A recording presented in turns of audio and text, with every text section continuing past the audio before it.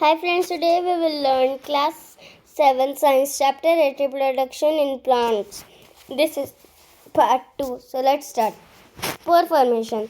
In chapter 1 you learned that fungi on a bed grow from spores which are present in air. मतलब chapter 1 यानी कि nutrition in plants हमने पढ़ा है कि जो स्पोर्स होते हैं वो एयर की प्रेजेंस में ग्रो करते हैं जिन्हें फंजाई कहते हैं. Repeat activity 1.2. जो 1.2 एक्टिविटी थी उसे रिपीट करना. Observe the spores in the cotton like mesh on the bread. मतलब स्पोर्स ऑब्जर्व करने हैं किसमें, ब्रेड पे.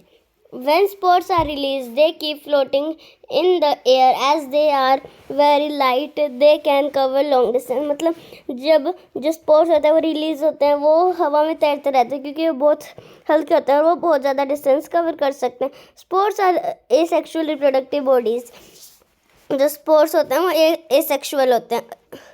Each spore is covered by a hard protective coat to withstand unfavorable conditions such as high temperature and low humidity. मतलब जो spores होते हैं वो हार्ड प्रोटेक्टिव होते हैं जो मतलब कंडीशंस के अकॉर्डिंग होते हैं.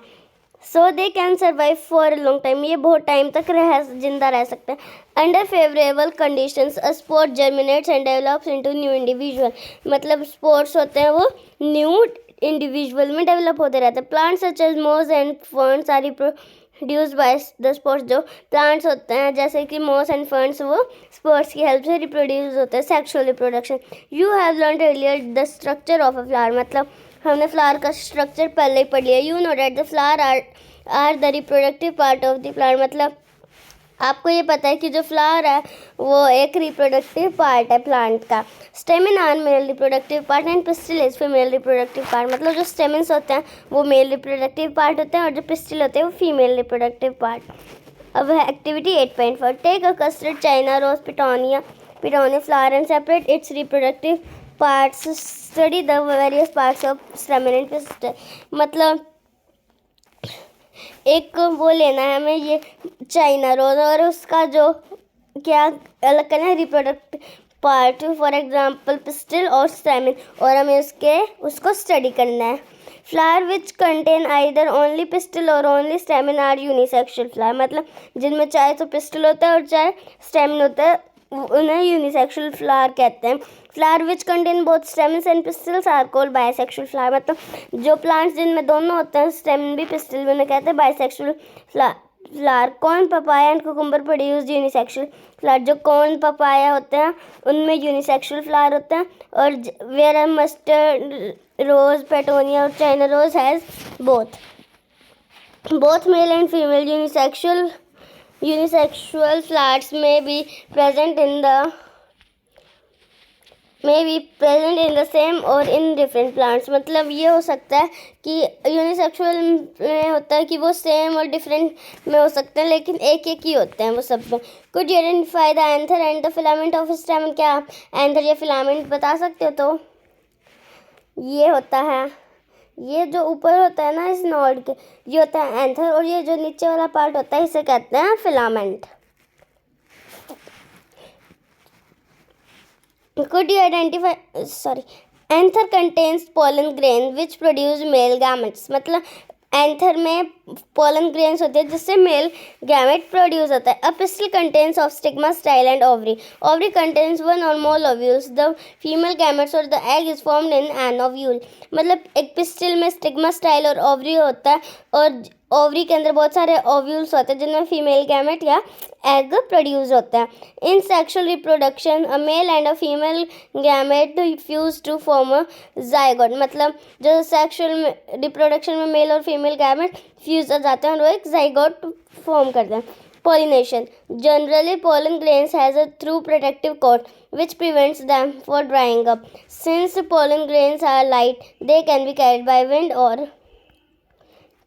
वाटर. मतलब जो ये पोलन ग्रेन्स का एक प्लांट से दूसरे प्लांट्स में ट्रांसफ़र होना पॉलिनेशन कहलाता है. ये इतने हल्के होते हैं ये विंड या एयर से भी ट्रांसफ़र हो सकता है. Insect visit flowers and carry away pollen on their bodies. मतलब इंसेक्ट्स है वो फ्लावर के अंदर जाते हैं और पोलन अपनी बॉडी पर उठाकर ले जाती हैं. Some of the pollen lands on the stigma of a flower of the same kind, मतलब किसी किसी में जो पोलन लैंड होता है वो सेम होता है फ्लावर में. The transfer of pollen from anther to stigma of a flower is called pollination. मतलब जो पोलन का ट्रांसफर एंथर से स्टिग्मा तक होना पोलिनेशन कहलाता है. If the pollen lands on the stigma of the same flower or another flower of the same plant, it is called self pollination. मतलब जो पोलन लैंड से स्टिग्मा से जाना दूसरे फ्लावर पे या सेम फ्लावर पे, उसे कहते हैं self pollination. When the pollen of a flower lands on the stigma of a flower of a different plant of the same kind, it is called cross pollination. मतलब वो दूसरे plant के दूसरे flower पे जाते उसे क्रॉस पोलिनेशन कहते हैं. जैसे ये रहा फिगर 8.10 में, ये रहा fertilization.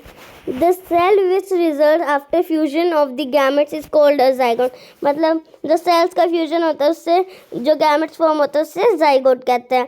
The process of fusion of male and female gametes is called fertilization. जो fusion होता है मेल और फीमेल गैमेट का उसे fertilization कहते हैं.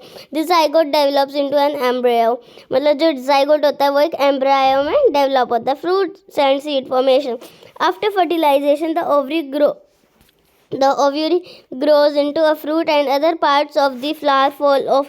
मतलब fertilization के बाद जो ओवरी होते हैं वो फ्रूट्स में ग्रोज होते हैं और उसके फ्लावर्स गिर जाते हैं. The fruit is the ripened ovary. जो फ्रूट होता है वो एक राइपेंड ओवरी होता है, मतलब पकी हुई ovary. The seeds develop from the ovules. जो सीड्स हैं वो ओव्यूल से बनते हैं. The seed contains an embryo enclosed in protective seed coat. मतलब जो एम्ब्रियो होता है वो उनके अंदर होता है और वो सीड को प्रोटेक्ट करता है. Some fruits are fleshy and juicy such as mango and orange. मतलब कुछ फ्रूट्स होते हैं वो बहुत ज़्यादा जूसी होते हैं जैसे मैंगो और orange. Some fruits are hard like almonds and walnuts. मतलब कुछ फ्रूट्स बहुत हार्ड होता है जैसे almonds and walnuts. Seed dispersal. In nature, same kind of plants grow at different places. This happens because seeds are dispersed to different places. मतलब जैसे plant यहाँ पे उग रहे हैं वैसे प्लांट कहीं और भी उग सकता है क्योंकि सीड डिस्पर्स होते हैं एक प्लेस से दूसरे प्लेस में. मतलब यहाँ से वहाँ जाते हैं थ्री वेज से. मतलब बाय ह्यूमन बींग्स और एनिमल्स, बाय एयर और by water. Sometime after a walk through a forest or a field or a park, you may have found seeds or fruits sticking to your clothes. मतलब बहुत लंबी walk के बाद forest या park में आप ये देखोगे कि आपके क्लॉथ्स पे कुछ अलग अजीब से फ्रूट्स चिपके हुए हैं. Did you try to observe how these seeds were clinging to your clothes? Clinging मतलब आपने कभी ये सोचा कि ये जो है ये आपके कपड़े पे कैसे चिपक जाते हैं? What do you think will happen if all seeds of plants were to fallen at the same place and grow there? मतलब जब क्या होगा अगर जो सीड है वो एक ही जगह पर बहुत सारी गिर जाए वहाँ पे उगना स्टार्ट हो जाए. There would be severe competition for sunlight, water, minerals and space. मतलब वहाँ पे बहुत बड़ा कंपटीशन हो जाएगा सनलाइट के लिए भी, वाटर के लिए भी, जगह स्पेस के लिए भी और मिनरल्स यानी खनिज के लिए भी.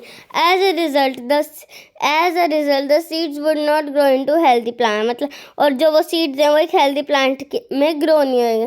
Plants benefit by seed dispersal. Plants का जो बेनिफिट होता है वो सीड डिस्पर्सल से होता है, मतलब अलग अलग जगह पे उगने से.